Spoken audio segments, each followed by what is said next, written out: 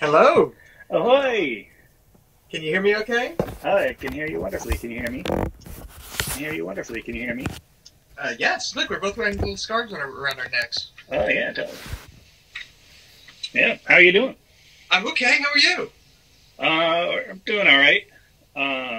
Big news is that a hellmouth opened up in our backyard.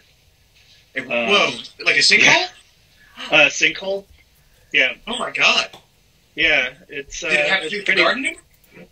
No, it's happened because of I believe because we have so much rain and our yard is pretty wet a lot, and yeah, but there's like a 19th century cistern underneath there or something. Oh my God. Yeah, Is this something the city will take care of? we don't know. It's all relatively new, so we have to Yeah. figure it out. It's I pretty. mean, swimming pool? Yeah, no, totally. I'm Yeah. thinking air raid shelter. That's good too. Yeah, Yeah. I'm really, I'm trying to stop myself from spelunking. You How know, deep is it? well, so far it's about 6 feet wide and about 8 feet deep. Oh my But God. there's like a bunch of dirt and rubble and stuff is fallen, so it could go down to China or something. Did you just wake up in the morning and find it like that? Or did you hear? Well, we were out there and like the ground kind of felt a little soft, and then it was like, You weren't okay, trampolining, were you? yeah, it was, no, it was, it's like one of those things where it's like, you'd step and the ground would just like kind of give a little bit, and then all of a sudden the it just like over a couple of a little while, it just a couple of days, it just got progressively worse, and we were like testing it, and like I had these 6 foot bamboo stick that we've been using for gardening, and I was like, okay, this is solid, and then it just like went, God. and I was like, and I was like swinging it around a little bit underneath there, and like could feel something tapping, and it felt like chuds Oh my down God. there. Yeah, it Maybe was. you'll find artifacts. Yeah, that's what I'm hoping. We can find enough to retire on, but You're because building you always stuff. hear tales of like, oh, somebody like a sinkhole opened up in somebody's Brooklyn backyard, and there's like tons of stuff they chucked into the outhouse. Doubloons. Yeah, exactly. Yeah. I mean, or like it was an Italian neighborhood, so Bodies. yeah, Sorry, that's me negatively stereotyping Italians as murderous mobsters. yeah, I know. That's You do live in a kind of mobby neighborhood, though, right? yeah. Well, it used to be. I mean, there's Yeah. still remnants of it, definitely. Yeah. But yeah, I think There's a famous gangster buried at the cemetery near you, right? yeah, I forget his name. Well, there's Boss Tweed. Yeah, right. The false tweet. That's right. Yeah, Yeah. he's the biggest gangster. Yeah. Are Yeah. you drinking an absinthe? I will be in a minute. I'm actually I have my Balancier on there, and I'm So going to cool. be pouring one in a few minutes. Are there any other applications for a Balancier? Nope. Chinese water torture? Yeah, you could. You could actually like make a lovely garden fountain. Where you could hear the tinkling of. Yeah. Or you can make an interesting urinal. Oh yeah, totally. And if you want to do like 2 separate, urine tests at the same time. That's a good one. Yeah, That's pretty good. it's something to think about. Yeah. But yeah. I went. My local place was open. My local shop. Oh, wine nice. store for the first time in weeks. So I went and got like a mini moe. Oh yes, mini moe. Yeah. Moe Tito. Or- Mojito. yeah, Yeah. That's what they call it. yeah. On the Spanish-French border. Moet, M-O-E-T-T-E. Yeah. Hey, there you go. Yeah. I see you were So- thumbing the punt as well. Rose told me all about what she's doing. What have you been doing? Me, I've been working my ass off. I work for an undisclosed advertising agency, doing advertising things for undisclosed clients, and our business has, we've had to shave off some, and furlough people, and so, but the business, hasn't stopped. It's actually gotten, because it's a digital agency, we've grown, we're growing the business. And, when people, as people are transitioning more to digital advertising versus out of home kind of stuff and TV, digital is just like exploding. And, have you done any of those weird like current or pandemic commercials that have instantly sprung up, where I guess they have a lot of stock footage of people hanging out at home or something? Yeah. People handing out masks? No, we haven't done that. We've done a lot of animated stuff, which is, my department. We've done a lot of UGC, user-generated content for people not in the biz. But yeah, so there's, it is, there's a lot of quarantine-centric advertising going on right now. It's trending, as the kids say. Yeah, unsurprisingly. Yeah. How did you get started doing animation and motion graphics? I grew up in, I'm fairly old. I grew up in the 70s and 80s, and Star Wars was a huge influence on me. I loved special effects. I loved cartoons. I love design. I grew up, artistic household, where, I was given free reign to do whatever the hell I wanted to my bedroom. So I'd always paint it and draw, at one point when I was in high school, I asked them, I convinced my parents to let me paint my bedroom black. And the only stipulation was that I keep the ceiling white, so it wasn't a complete black box. But that seems eerier. That seems like you're going towards the light or something. Yeah, totally. And it was a trade off. But I realized that I could draw on my walls and then change it whenever I wanted to. So I started, doing murals and stuff, and would write, bands that I liked, hardcore bands and shit. And, it was a good time. Yeah. But that, so that, got my interest in graphic design. And then, I went to art school and got into, I was doing, originally illustration and metallurgy, silversmithing and stuff, and ran out of money because it's really expensive. And so my friend was working in the computer department and was like, "Hey, dude, check this out." And this was 1992. And he was like, "You can do all this awesome stuff with this program called Photoshop." And I was like, creative outlet and it's free? Awesome.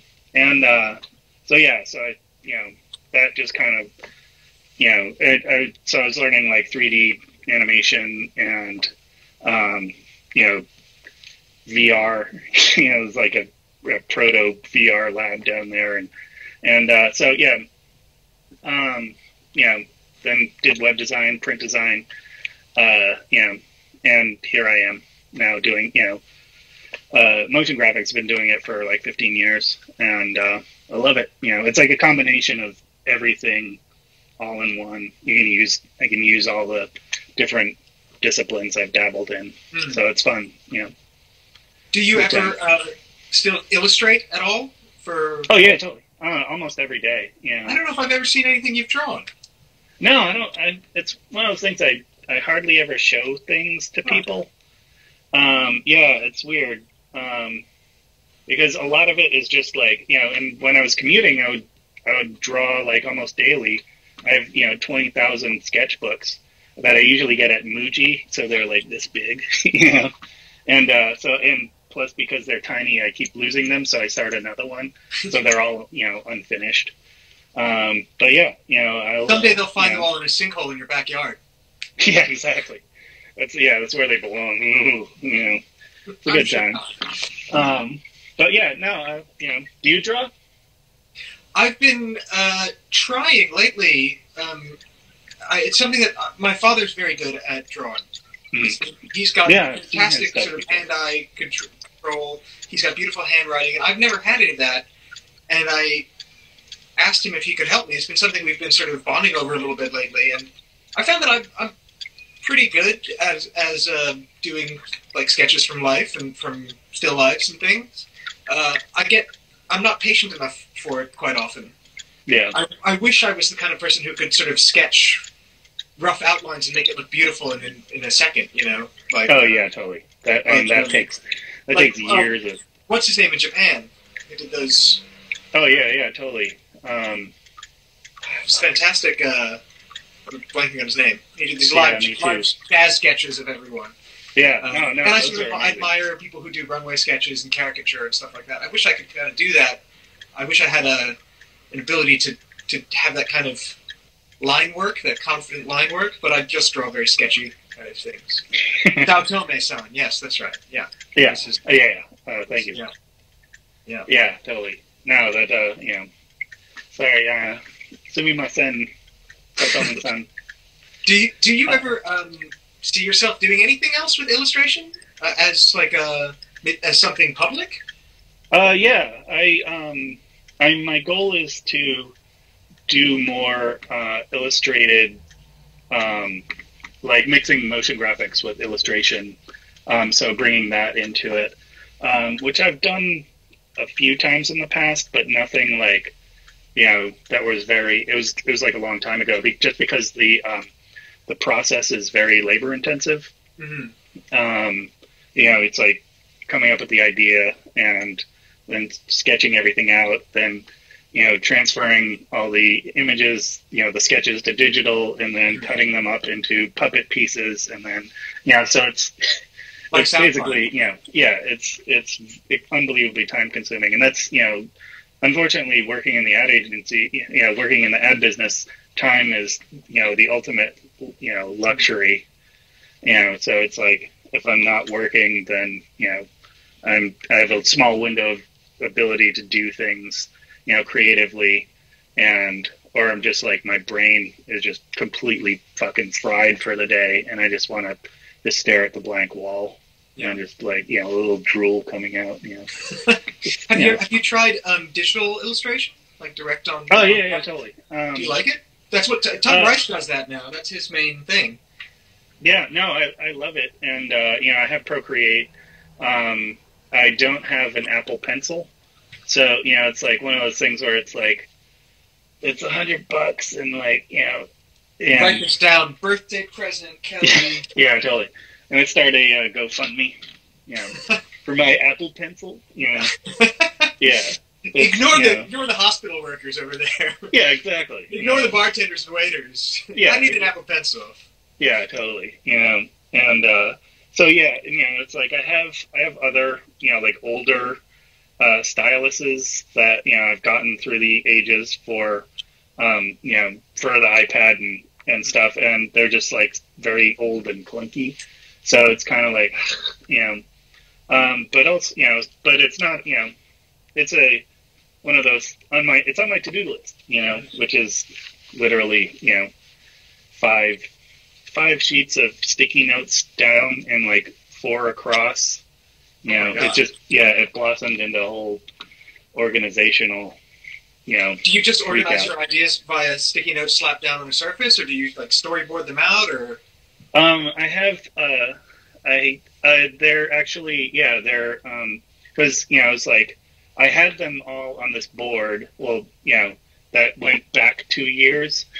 And so it was like sticky notes on sticky notes, and so I had this long conversation with Rose a couple of weeks ago where I was like, having this like, freak out, and I was like, I need to get everything organized. I need to have a system. I need to have a process where I can have all this stuff done, and I'm working on it now, and that generated this whole like, okay, I'm going to make categories, of all the things that are important to me that I want to accomplish, or that I want to organize, so I can have them in front of me, because life is such a chaotic mess that it's like I have things flashing in front of my eyes all the time. So it's like I see something shiny on the ground and I'm like, oh, excuse me, and like then I'm gone for a week and a half. It's like, yeah, and it's like, so then I come back and I'm like, oh yeah, this thing. So I write ideas down, I write everything down, but they're scattered all over the place. So we've been working on a whole whiteboard system with sticky notes, with categories, and that's kind of where my current system is right now. I haven't gotten the whiteboard together yet, but it's all very, I'm at the end of it, I'm going to have like a self-help seminar of like getting organized with Killfire. Awesome. Have you seen the whiteboard paint that you can get? Then you can paint on your walls and then draw on them and erase. Yeah, totally. No, we actually have whiteboard sticker paper on our fridge that we used, but unfortunately, like, I just don't have space on my walls. Like, there's everything's, it's like if it's not shelves, it's art, and so there's like little tiny. So I actually built like this swinging piece of wood that attached to the shelving unit that was, so I could like have this thing that, have this like cork board that I could put everything on, and that I could like bring it out when I needed it and then like fold it back. Yeah. Yeah. It's very like, yeah, it's, and hold on. Totally Peter McGuff is making fun of my Lollipop Guild forlong. Yeah, totally. Yeah. Yeah. Sorry. Yeah. Oh, no. It's not as exciting as talking about whiteboard organization. Let me tell you that. Welcome to the stationery hour. Yeah. But once I get the process down, I'm gonna record it, and then I'm gonna send it out there for the people, and it's gonna change humanity. Yeah. That's good. I look forward to it. Maybe I'll actually get organized for a change. Yeah, that's what I keep saying. It's interesting because you and Rose are two of people who are such great vintage enthusiasts that I know, and great lovers of vintage, but you both use cutting edge technology in your work. Oh yeah, totally. To create. No, I think it's like, I approach life like Han Solo in a lot of ways. To get like, a little nerdy, but it's like one day I was like thinking about it, and I was like, yeah, it's kind of like the Millennium Falcon. It's like, but replacing the hunk of junk with vintage stuff. Mm-hmm. So it's like old. I love old aesthetic. Modern aesthetic, I think is really boring. So if it's like, but I absolutely need modern technology and speed. I'm very impatient, and so to get things out. So if it looks, if it has a vintage exterior, but like quantum computing interior, I love it. What about what about those sharper image radios that look old but they're actually CD players? Yeah, we actually found one of those. And it's sitting 3 feet away from me. Yeah. And it's a record player. My old record player was, it was a beautiful piece of crap, and I was holding on to it for sentimental reasons. And then I found this one. One of my neighbors had put it out, and I was like, this is, it's about the same. So I brought it home, and it's, it looks nice. My old loft space, somebody had left an old phonograph from the 30s, like an Art Deco one that was unbelievably gorgeous, like polished cherry veneer, and I didn't take it. And because I was like, it weighs 80 pounds. I don't know anybody who could fix it. It's before I met DJ Mac, like Kumela, who's like down the street could totally fix it, in 5 minutes. So, it's one of those things that if I have a time machine, Yeah. I mean, if you had a time machine, you could just go back and get any vintage stuff you wanted, though. Oh, yeah, totally. It's, you just have to have time period money.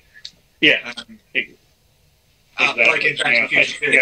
I could get like $10 together to, exactly. 10 whole $silver. Yeah, exactly. Yeah. But, my Balancier has finally filled up my glass, and I'll say santé to you. Cheers. Cheers. To your health. You too. Woo, woo. Like Dr. Kong's 3D House of Stewardesses. Since you've mentioned music, I'm going to use it as a segue. You've been spending time playing the theremin. Yes. While in quarantine. How did you first... The theremin, I will start this off with the caveat. I always found the theremin slightly annoying. I thought it was like digital bagpipes. Yeah. I mean, I thought it was kind of funny, but and I know people are very good at playing it. And when I saw you, I was like, oh my god, Kelly's actually like doing this well. Yeah. But it always seemed like a sort of novelty thing to me. How did you first encounter it, and why? And I guess novelty's not always a bad thing either. Yeah. I've seen it around, and and admired it. But I thought, because a lot of the recordings that I've had heard were old 78s and stuff, and so it was like, it had that very shrill kind of tinny sound, and which I was, hated, and you usually just associate it with old movie soundtracks when they were kind of using it for one thing, just that. Yeah, totally. And, which is, right up my total fucking alley. I'm, and it's like Day the Earth Stood Still and shit, like that. But then I heard more modern people using it, not within this century, not like the Beach Boys and stuff, because it's there's some lovely sounds, and that it's like they used it really well, but it's still just kind of like a background instrument and like weird stuff, and like but then I heard some modern people using it, but also using it as a controller for analog synthesizers, or and doing actually doing weird using loop pedals, like taking it to new exciting heights, and I was like, holy shit, you can do that? Fucking hey, I totally just it inspired me. Sorry, I'm getting messages from work. It inspired me, and I was like, okay, I want to do this, and so then I got a theremin for my birthday. I was like, I'm gonna buy one for myself. It was my big birthday present, and so I got it, and it's supposed to be like, super easy to use and everything, and there was no manual really. There was no user tutorials, and because this is it had just come out like a year prior, and so it was very, very frustrating, and very it just wasn't right. So I just kind of sat on it, and then dicked around. Yeah, no, not literally. That'd be an interesting way to play it. Yeah, no, I suppose you could play it with any body part, right? Yeah, exactly. Yeah, and my teacher Cornelius is played it with standing on his head with his feet. Yeah. Oh, that's amazing. And he's unbelievable. But yeah, so I'd done a couple of online classes, through Skype with Dorrit Chrysler, who's phenomenal, one of the world's best thereminists alive today, and she specialized in the theremin, and but can do anything, and then but she was out of the country, and so the Skype communication didn't really pan out because of just delays and stuff. And she'd be like, "Okay, I'm going to give you this," and then I'd be like, "What?" So it was a lot of like, it was just like, packing frustration upon frustration. So basically just kind of dicked around with it, and then I was then I was like, okay, I'm gonna not go for the modern one, because it was like one of the selling points of the theremin is that like it has like a whole MIDI sound bank that you can dig into, and so I was like, oh, this is cool. But then I learned that you could do that with the other the ether wave that Moog makes, and which I still have trouble saying Moog because I said Moog my entire fucking life. And but yeah, so so you could actually control other synthesizers with just the normal theremin. Lucy says you're inspiring her to dust off her theremin. Oh yeah, totally. Who said that? Lucy Swope from Ghost Cop. Oh, nice. Do it. But there's there's a whole huge community out there that are lovely and unbelievably talented and very free with their information. And so so I started training with Cornelius Loy, who is in town, and he's absolutely fantastic. And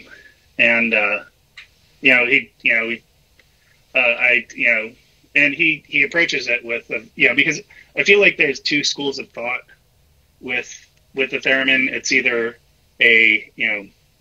there's the hardcore, like, it's a classical instrument, it's an instrument, it's like a violin, and then there are people who are like, it is, but there's also this an unbelievable ethereal nature to it, that where it's a creative tool where you can use it for an experimentation and just whatever the fuck you want. There are no limits, and it's a very performative instrument as well. When you play it, you move your hands like a conductor. It's kind of, it looks interesting to watch people playing it. No, definitely. I fully agree that it is like, you can really see the music based on how people's hands move. Whereas if you're watching someone playing chords or something and you don't know how to play the guitar, it doesn't really map. No, totally. And it's like, it's kind of like, and that's why one thing that I love about working with Cornelius, because he's unbelievably theatrical, and he approaches it from theater. Like we've for Rose and I's events, the Green Fairy, we've had him perform, and he's just phenomenal. And he takes theremin to a level that most theremin people don't, because they're very much, and it is, it's a niche instrument, that's usually played by, nerdy people, and who I don't know if they're like very, if it's, because of that, it's, a lot of people aren't, very, expressive with it, or, demonstrative or, theatrical. But it's also, one of the caveats to that is that it is a precise instrument that, you can move your body around, but your hands still need to be, precise with their movement, or else it just sounds completely off. It's like a fretless instrument, really. Yeah. Yeah. Exactly. But even more so, because it's three dimensions. If you're not Les Claypool, then I am Les Claypool. Yeah. Where does this Natty Adams story? Where does this love of like unusual things come from? It seems like it's such a constant in your life. This wanting to do the things that are less typical. I think it's it's one of those things. It's a double-edged sword. Like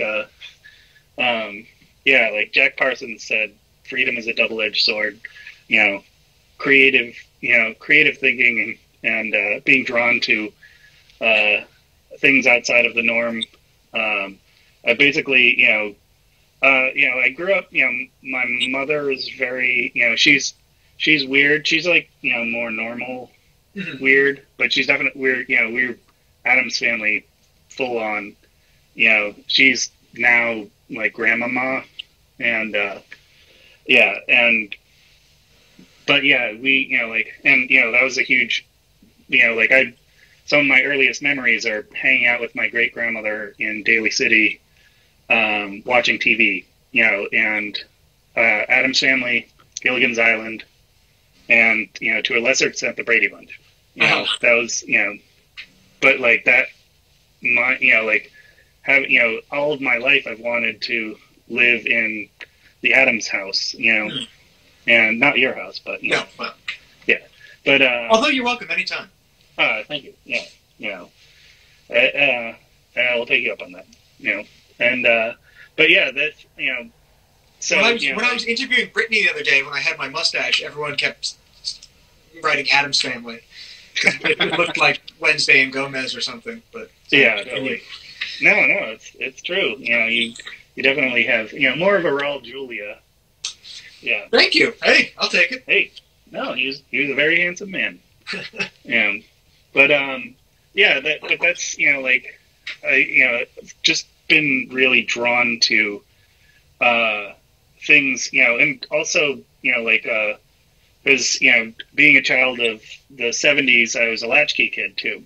So both my parents worked, and so I'd come home and I was left to my own devices as far as like entertainment goes, and so I'd watch tons of TV, but I'd also draw, and I'd also think make fantastic things, and for some reason I was always obsessed with death and blood and horror, and I was in kindergarten, and I got in trouble because we were they had us on the floor on a piece of butcher's paper. They drew our outlines, which is weird anyways, because you look like a crime scene, and so they were like, okay, now draw yourself inside there, and I drew myself with a bloody eye,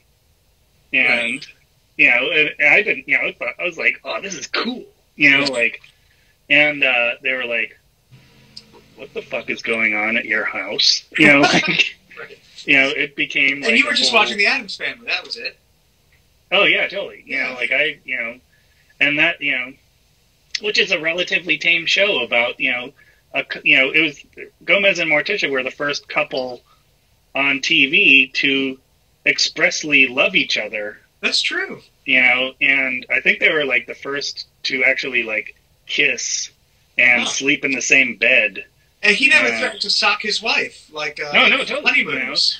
There was no violence, I mean, there's plenty of violence, but it's not that kind of. There's sort of implied violence, right? Yeah. No, that but not like there was no like domestic abuse. Right. That wasn't asked for.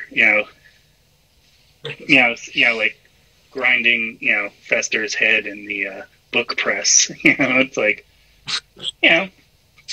It's consensual family violence. Right. Yeah. So I want to ask you. But yeah, that was I just I loved the fantastic. I loved any way that could make life more interesting. I wanted to be surrounded by it. One of your. Are you What? No, I'm just getting signal issues. Am I good now? It's very pixelated, but I was just wondering if you you look fine to me from here, but can you hear? If you can hear me fine, that's fine. Yeah, totally. So one of your other atypical enthusiasms is absinthe, and you've been doing with Don Spiro and with Rose and with several other people a monthly event called Green Fairy, which is usually at the KGB bar, but has moved online lately. And I'm curious about this because absinthe is one of those things. I only recently, only after I started learning about champagne, am I now able to explain to people in actual words why champagne is different and I think better than Prosecco, for example. Yeah. I want you to tell me why absinthe is better than Pernod. As a connoisseur. Yeah, no, because, well, the main thing that a Pernod, which is, the regular Pernod, they came out with an actual absinthe, a few years ago, which is, talk about Johnny-come-latelys. It's like the company that started absinthe makes a really crappy product, and because, they, not to bore you with the historical details of absinthe, they stopped making, in 1915, the French government banned absinthe.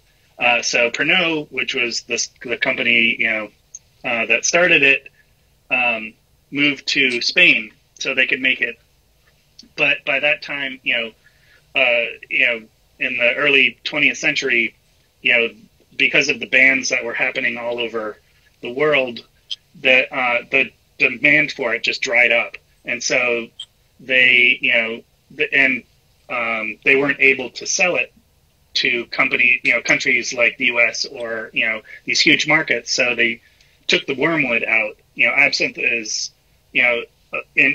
predominantly anise, fennel, and wormwood, and so they took the wormwood out because that was what the French government, with their quackery and the wine industry, there's a whole come to the Green Fairy and I'll tell you all about it. And absinthe is sort of scapegoated for larger problems of alcoholism, right? Exactly. And so wormwood was the target. They were like, Thu Joan, it'll make you crazy, because they paid a doctor to do quack science, and he injected like dogs and rats and stuff with 150 glasses worth of wormwood, which is you would die of alcohol poisoning long before. So it's like, but because of the Führer, people were not their Führer, but the Führer. They people were just like, whatever.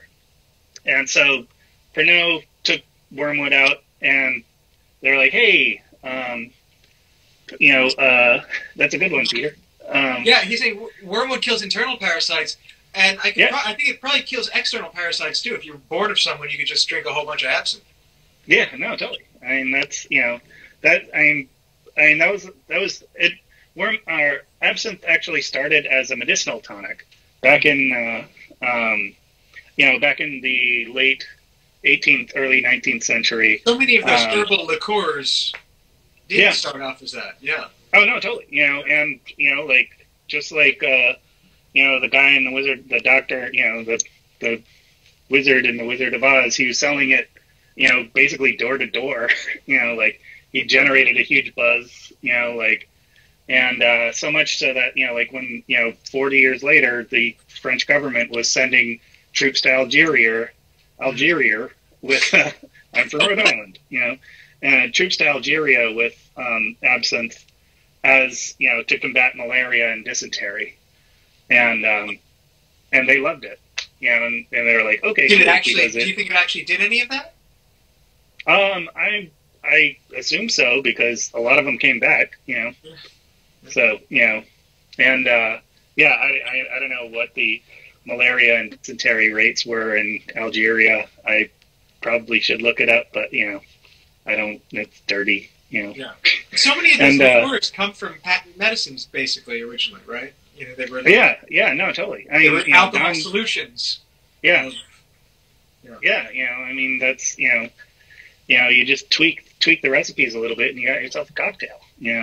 And I mean, but going back to why I love it was because the wormwood, and not the wormwood itself, but like the sheer volume of botanical extracts gives you a very speedy, elated kind of feeling, so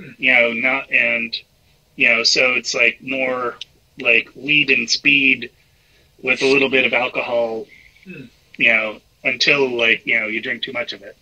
And then, then everything comes crushing down, but, so that, I basically, and that's one of the reasons why it was so unbelievably popular with, the artists and writers of the Belle Epoque, because it activates the brain, it stimulates you so that, it's more of a social drink. You get into long conversations about creativity and all kinds of wonderful things. And also the visual component of it, the fact that it has a douche thing where it turns milky is quite magical and appealing in paintings and things and in literature. No, the colors. It lends itself well to being written about and painted. Yeah, no, it's one of those like exceptionally romantic drinks, Yeah. And a glass of white wine doesn't look quite as interesting in a painting. Yeah, no, totally. And it basically you could just pee in a glass, and there you have it. That's what it looks like. But I'm never going to look at a painting of white wine again. Yeah, or glass. Yeah, exactly. That or it's like somebody brings it to you and be like, ooh,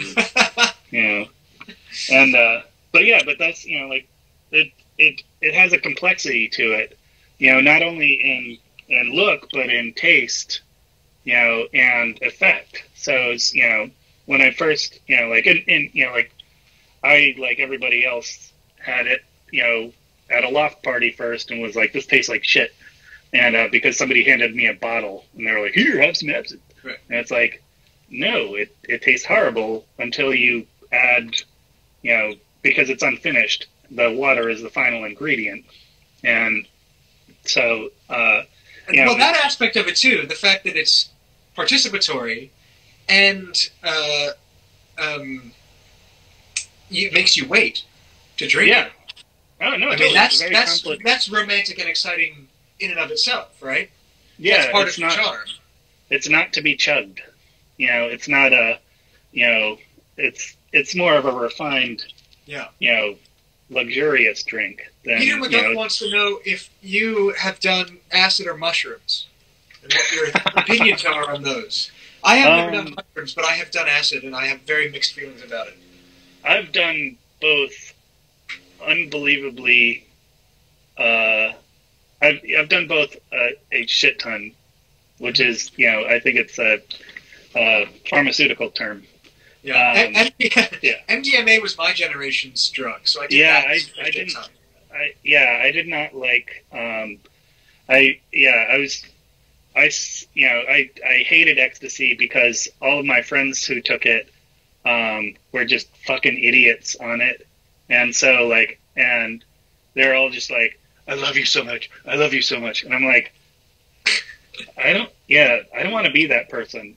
And then one day I was working at the store in Boston, and it was a Sunday, and my coworker came in, who was, she was still like super high, and she was like, "Hi, Cal," and I was wearing a fucking velour shirt, and so it was like, she just sat there the entire day pawing my back, and I was like, "This feels amazing," and I was like, I'm never doing ecstasy ever. And I did it half of one once, and it was at a party at this really weird loft party in LA, and it was like at the CalArts studio, and I was like dancing on a piece of plywood in between these gigantic rows of just industrial housing with 5 other people, and a projection of my friend Texas Tom, his like of him and his like he always wore these beige Dickies uniforms, and it's just him like dancing in this gigantic swirling vortex, and I was like, I'm dancing. I mean, this sounds like like almost textbook ecstasy experience, frankly. Yeah.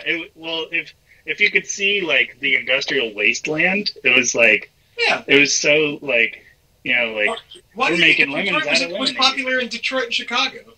Oh yeah, totally. No, but it was like it was outdoors, you know. So it was like, yeah, it was, you know, just like kind of spotty grass and plywood for a dance floor. I mean, you know, it worked. You know, we didn't get mud on our shoes, so yeah.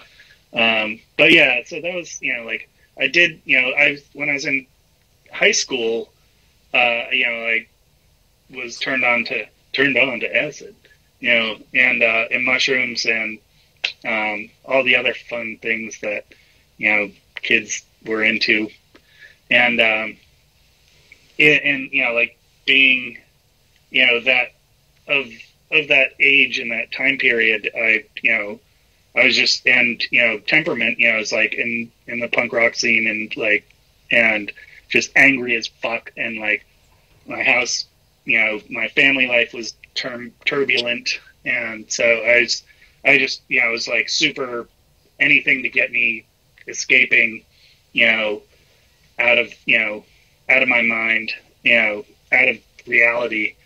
And, so, you know, it was like, you know, acid was prevalent. You know, there was a Grateful Dead cover band in Providence called Max Creek, which I believe they're still around, still doing the same old stuff. My uncle is still goes to see him, and you know, more power to him. But yeah, like that. But my friend bandmate at the time would go up and buy sheets of acid and take them back down and give them to me to test. And I became his guinea pig because, you know, it was like free, you know. Yeah. And so, you know, so yeah, I basically spent an entire summer just fucking dosing as much as I could. And mushrooms were harder to get, but yeah, it was, you know. Any profound realizations? No, just shit's weird, you know, like, and one of my favorite, probably my favorite time, was you know, like, because like sometimes he would get like bunk acid, and so it would just be like, you know, like shitty. You know, like he would get ripped off, and then I would eating a phone book. Yeah, yeah. No, but like I would just go home and like watch TV in my bedroom. Like I had a small black and white TV, and one time I was like fell asleep and like woke up still tripping, and there was Vincent Price was on the TV doing his, you know, Edgar Allan Poe monologue. Yeah, which is, you can watch it on YouTube. It's unfucking, you know, it's like one of the greatest pieces of television in the world, you know. And I woke up and I was just like, and yeah. But the worst can imagine time, that being a formative, knowing you as well as I do, I can imagine that being a formative moment in your youth. Oh no, totally. And you know, like I was a hardcore Vincent Price fan. You know, Rose and I were talking about that last night. You know, like I signed, you know, like on Victoria Price's email list. You know, because she does, you know, she over the past few years she's been doing, you know, really hardcore celebrations of Vincent Price, her father, and which is fascinating. She's been, you know, reissuing his old cookbooks and doing, you know, just lecturing like crazy. I would love to see one of his cookbooks. I didn't even know that was a thing. Oh yeah, totally. No, he's like this. You know, once I learned more about eggs. Yeah. No, that well, the amazing thing was that he had a TV show in England called Cooking Price-Wise. That was only one season, I believe, and which the footage was dead, gone forever because of fucking England and their, hey, videotape's expensive, Right. let's tape over everything. And so they, but apparently this guy, Peter Fuller, had some episodes. And I watched one of them yesterday for the first time ever. Wow.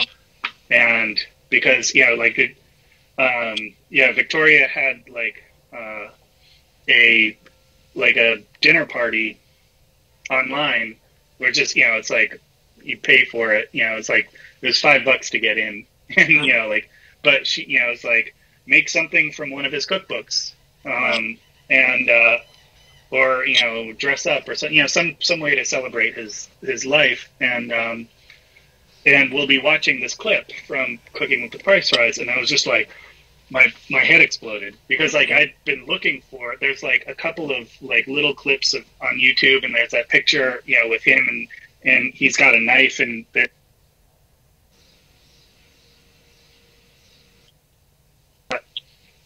oh shit, hold on a second.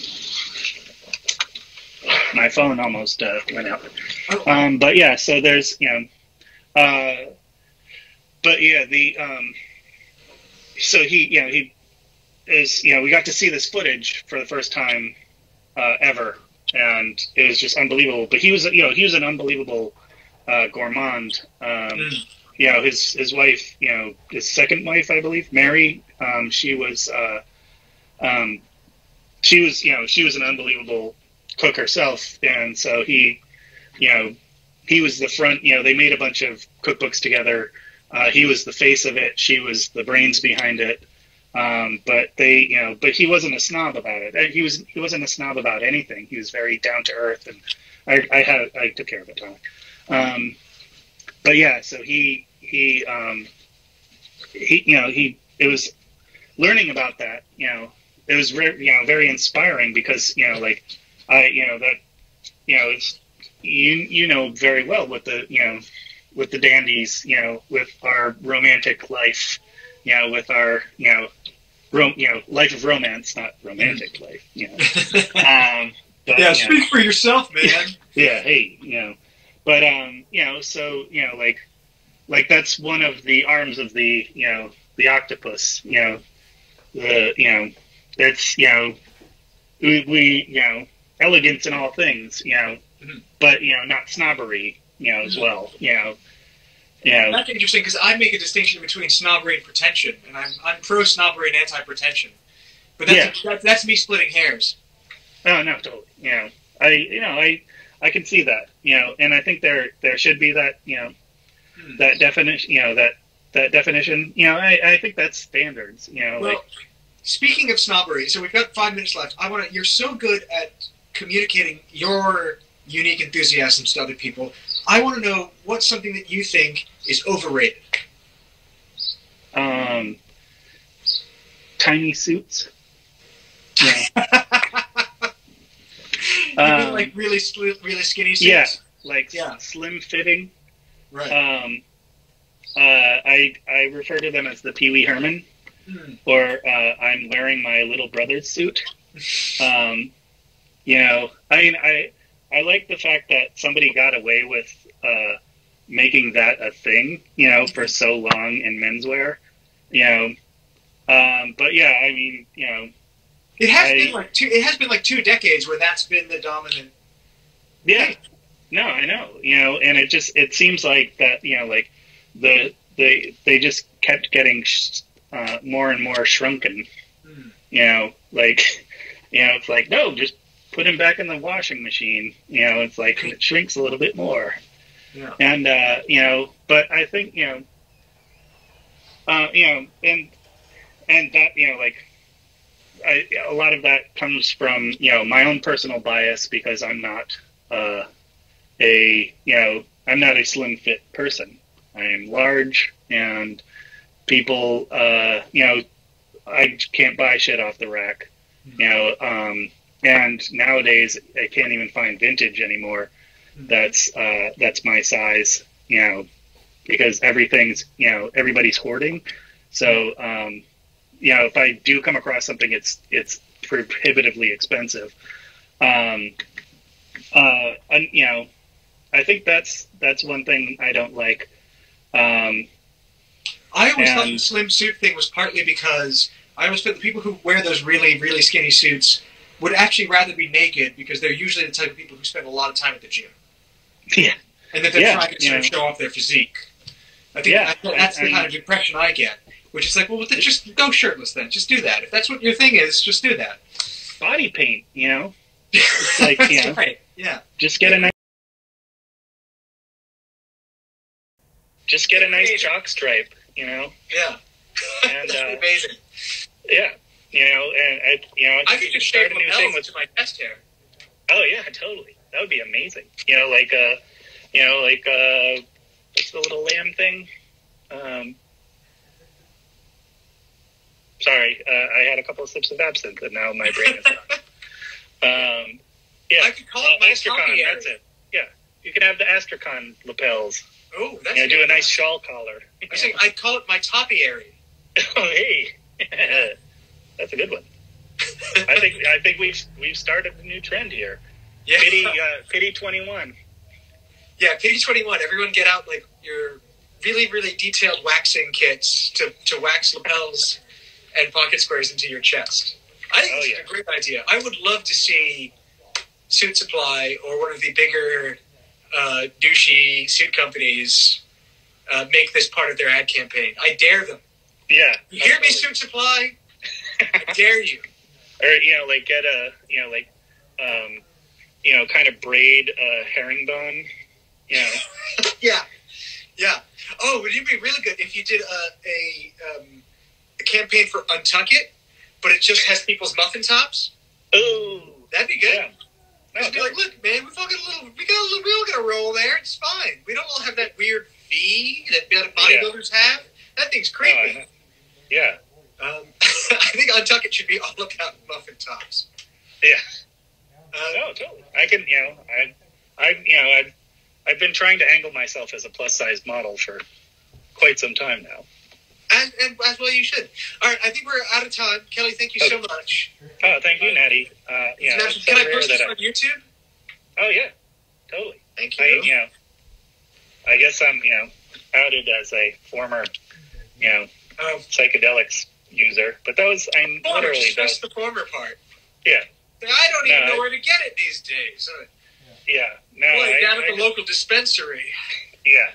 No, I can't, anytime, reality is just so fucking horrible now. So it's like anytime I think about, escapism, it's like, I just think about, it's like, oh, and you think you're going to, smoke some weed and have a good time and, and you just end up in a corner being like waiting for the cops to break the door down, and, that's basically what drugs are to me now.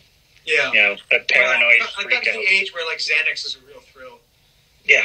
No, I like absinthe, That's good, too, yeah. Yeah. All right. Night, Kelly. Thank you so much. It's just such a pleasure getting to talk to you. Thank you, Natty. It was a very pleasure. I'll see you soon. We'll do a Zoom. Yeah, totally. Night. Goodbye.